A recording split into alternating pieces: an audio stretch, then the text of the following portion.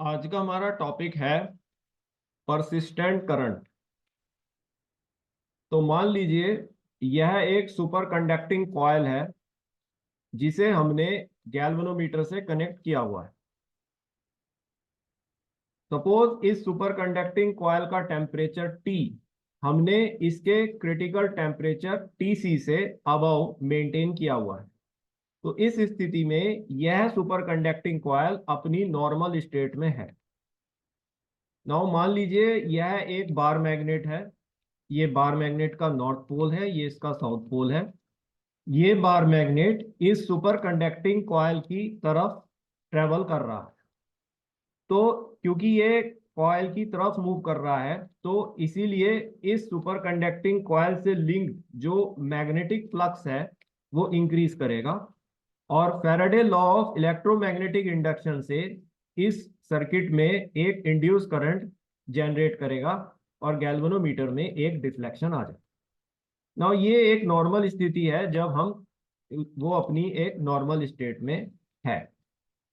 Now जब हम इस सुपर कंडक्टिंग कॉइल को कूल करते हैं और इसके टेम्परेचर T को इसके क्रिटिकल टेम्परेचर TC से बिलो मेंटेन करते हैं तो यह सुपर कंडक्टिंग कॉइल अपनी सुपर कंडक्टिंग स्टेट में होता है और इसका रेजिस्टेंस 0 होता है।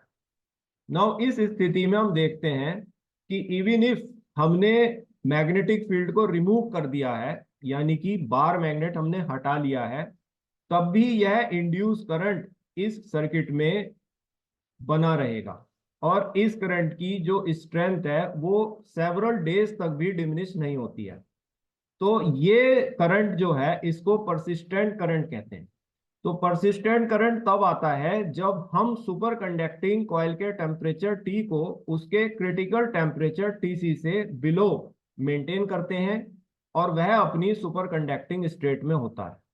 क्योंकि सुपर कंडक्टिंग स्टेट में जो रेजिस्टेंस है वो 0 है, क्योंकि रेजिस्टेंस ही तो करंट को मारता है। जब रेजिस्टेंस ही 0 है तो एक बार अगर करंट बन गया है तो वो डिमिनिश नहीं होगा और वो सेवरल डेज तक भी बगैर किसी अनडिमिनिश्ड स्ट्रेंथ से ऐसे ही इस सर्किट में फ्लो करता रहेगा।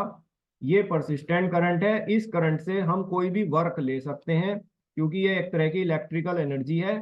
चाहे हम मैकेनिकल वर्क ले लें, any type of work we can take from this current. So this is called as persistent current, which exists when the superconductor is in its superconducting state below the critical temperature, because in this state the resistance of superconductor is 0 and there will be no power loss.